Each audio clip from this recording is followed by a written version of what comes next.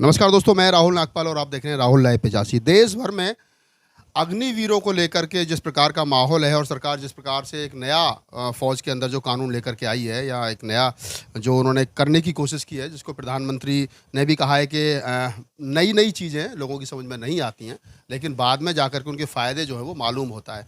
क्या सब कुछ गलत है? जिस प्रकार से तमाम एक्टिविस्ट, तमाम सोशल वर्कर विरोध कर रहे हैं, देश आग के हवाले कर दिया गया है। ऐसे में इसको कौन बेहतर बता सकता है कि जो सरकार ये नया सिस्टम लेकर के आई है, इसमें क्या सही भी कुछ है या तमाम चीज़ें जो हैं वो नेगेटिव हैं?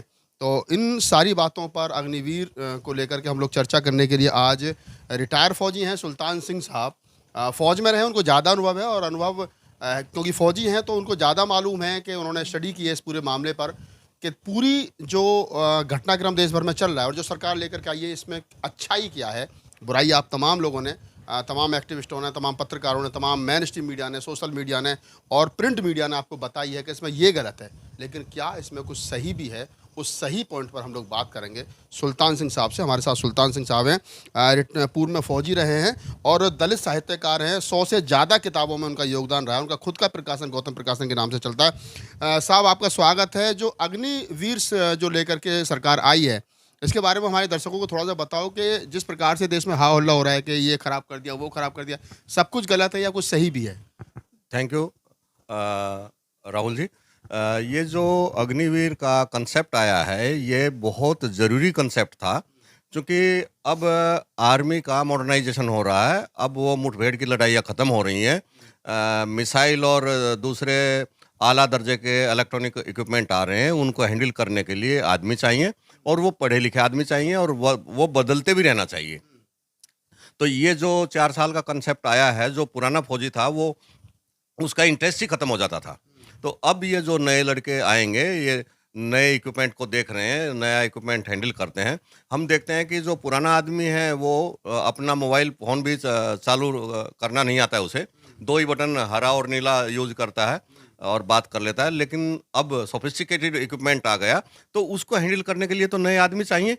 और हर साल में या 4 साल में, 10 साल में इक्विपमेंट नया आ रहा है, नई नई चीज़ें आ रही हैं, तो उनको हैंडल करने के लिए नए जवान चाहिए और ये अग्निवीर बहुत बढ़िया स्कीम है। आप कह रहे हैं बहुत बढ़िया स्कीम है, लेकिन लोग शोर मचा रहे हैं कि 4 साल के बाद में सरकार जो वो कह देगी आप घर जाओ, उसके बाद उन युवाओं का भविष्य क्या होगा और फिर 4 साल ही क्यों हैं? जब सरकार प्रधानमंत्री 5 साल के लिए चुना जा रहा है, मुख्यमंत्री 5 साल, एमएलए एमपी 5 साल के लिए चुने जा रहे हैं, तो फिर देश की फौज सैनिक के साथ में इतना मतलब क्यों किया जा रहा है? ये पूरा का पूरा सिस्टम चेंज हो रहा है। प्राइवेटाइजेशन आ गया है कंट्री में बहुत पहले, और आज अध्यापक भी कॉन्ट्रैक्ट पे हैं, सारे लोग कॉन्ट्रैक्ट पे हैं। इस बात से हमें डरने का ज़रूरत नहीं है, क्योंकि बहुत मजबूत हाथों में सेना है और इसमें इक्विपमेंट भी है, दूसरे समझदार लोग भी हैं। तो ऐसी चिंता करने की ज़रूरत नहीं है कि भाई 4 साल में ये हो जाएगा, वो हो जाएगा, कुछ नहीं होगा। ये कितने लोग इंडक्ट होंगे इसमें?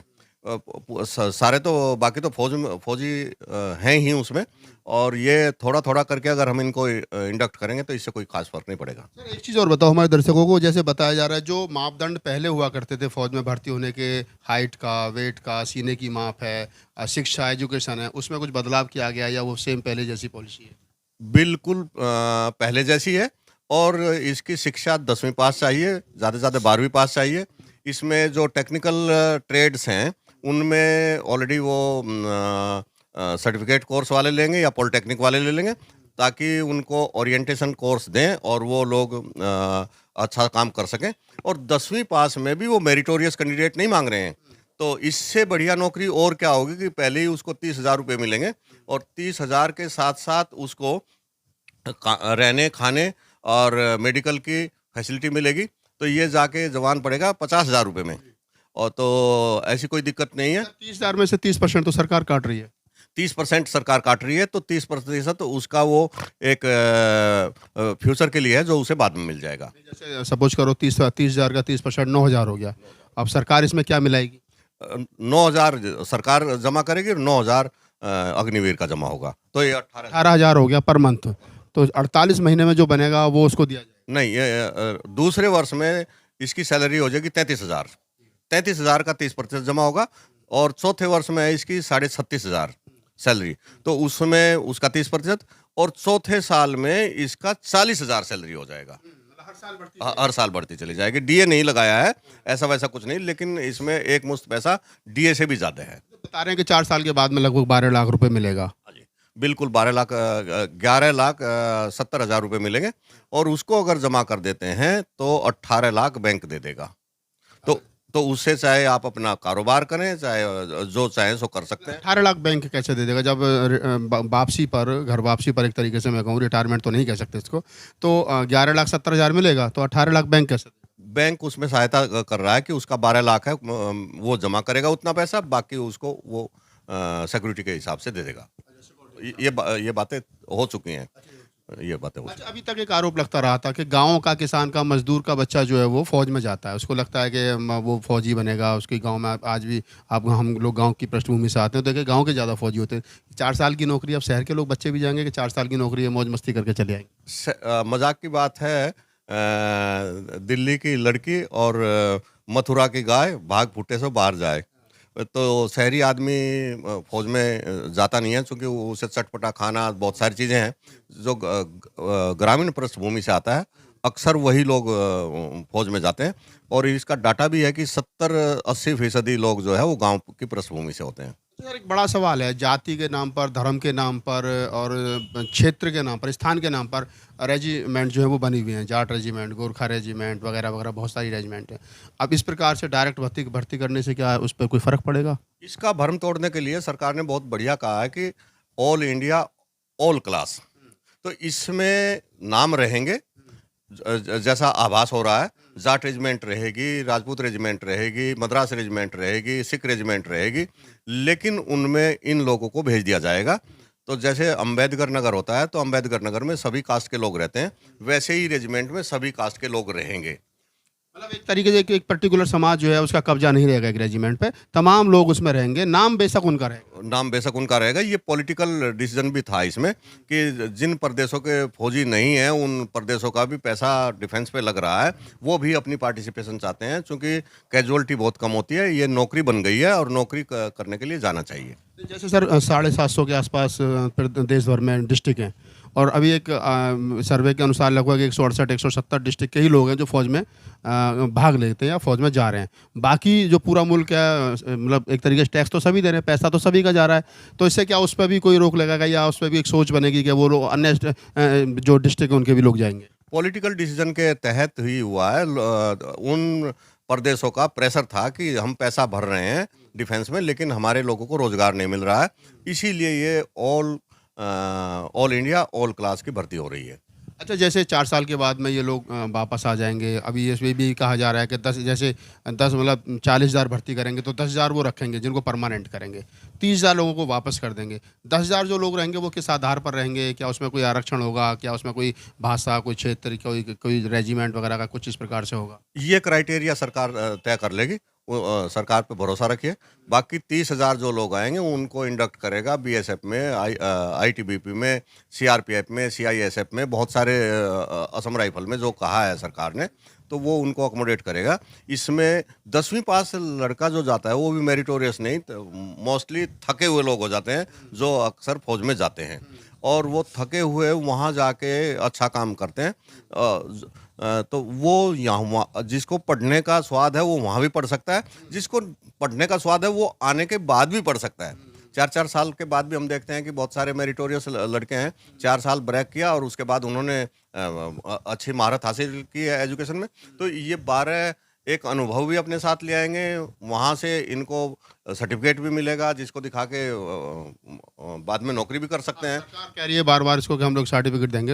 उसका क्या पूरा मामला सर्टिफिकेट का? उससे क्या बेनिफिट होंगे? सर्टिफिकेट का पर्टिकुलर, अगर वो पढ़ा लिखा है और 10वीं से ज़्यादा, तो वो पर्टिकुलर विषय पे मास्टरी कर सकता है, लेकिन जहाँ ग्रेजुएशन ही चाहिए तो उन नौकरियों में वो अप्लाई कर सकता है। ये एसएससी की नौकरी भी हो सकती है, स्टेट गवर्नमेंट की नौकरी भी हो सकती है, अन्य प्राइवेट में भी हो सकते हैं। अभी जो ये भर्ती कर रहे हैं तो इसमें कोई एससी, एसटी, ओबीसी, माइनॉरिटी, महिलाओं का कोई आरक्षण रहेगा इसमें, जिस प्रकार से अग्निवीरों की भर्ती कर रहे हैं? फौज में कभी भी रिजर्वेशन नहीं रहा है और रिजर्वेशन की आवश्यकता भी नहीं है, क्योंकि कुछ ही रेजिमेंट, इन्फेंट्री रेजिमेंट कास्ट पे हैं।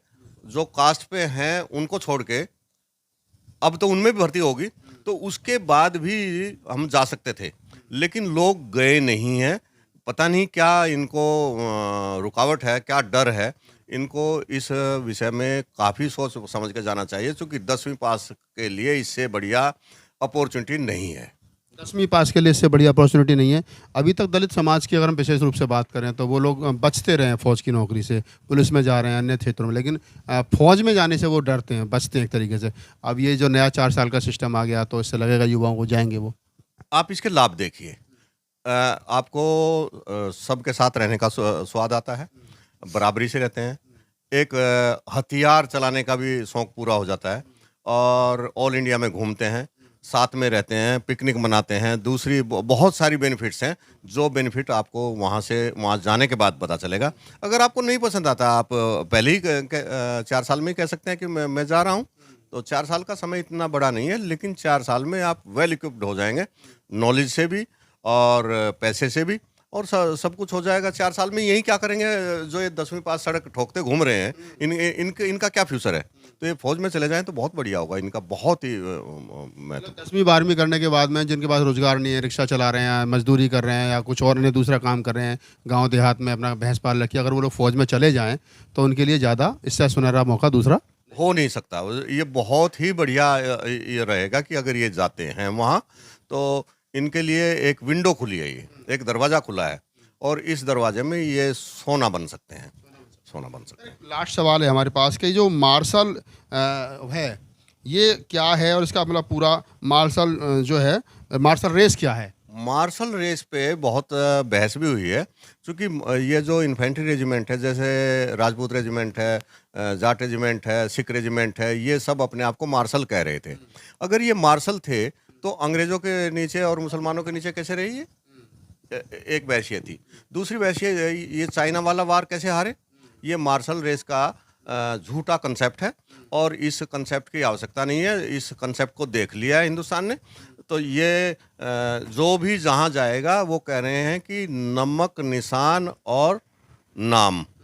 तो इसको कोई ख़राब नहीं करना चाहता है। मैंने देखा है कि जिसकी कंपनी है वो कंपनी के लिए लड़ता है, वहाँ का राशन खाता है, उस राशन को भी वो वापस करना चाहता है, देश के नाम पे भी काम करना चाहता है।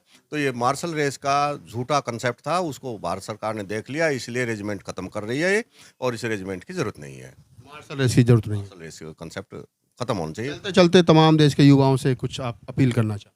मेरा विशेष रूप से ये कहना है कि जो भी 10वीं पास है, 12वीं पास है, उनको सबको जाना चाहिए भर्ती होने के लिए। वो भर्ती हो नहीं हो, लेकिन उसे तैयारी करनी चाहिए, और नॉर्मल मापदंड है 32 छाती बगैर फुलाए, और फुलाने के बाद में 34 छाती होनी चाहिए। हाइट भी कोई खास नहीं है, 5 फीट 5 इंच से भी शुरू होता है। तो बिल्कुल जाना चाहिए, चाहे वो हो या ना हो, वो बाद की बात है। तो आप थे सुल्तान सिंह साहब, और जैसा मैंने बताया स्टार्टिंग में साहब के परिचय में, दलित एक्टिविस्ट हैं, फौजी हैं, रिटायर फौजी हैं। 100 से ज़्यादा किताबों में उनका योगदान रहा है। मुल्क भर में जो दलित आंदोलन है, जब अगर हम चमार रेजिमेंट की बात करें तो पहली बुक उन्हीं की थी जो आई थी। उनसे बात करने का उद्देश्य सिर्फ इतना था कि किस प्रकार से जो देश का माहौल गरमाया हुआ है उसमें सही चीज़ें क्या है, जो देश का युवा है, ख़ासतौर से SC ST OBC माइनॉरिटी समाज का जो युवा है, वो क्या उसको इसमें भाग लेना चाहिए, और भाग लेना चाहिए तो उसके बेनिफिट्स क्या हैं, उसको क्यों भाग लेना चाहिए। इन सारे मुद्दों पे मैं जितनी भी बारीकी से बात कर सकता था वो मैंने की, और साहब ने बड़ी बेबाकी से सारे सवालों का जवाब दिया। मुझे दीजिए इजाज़त। अगर आप नए हैं तो हमारे यूट्यूब चैनल को सब्सक्राइब कीजिए, फेसबुक पेज पर हैं तो हमारे फेसबुक पेज को फॉलो कीजिए। मैं राहुल नागपाल, कैमरामैन CL बोध के साथ, दिल्ली।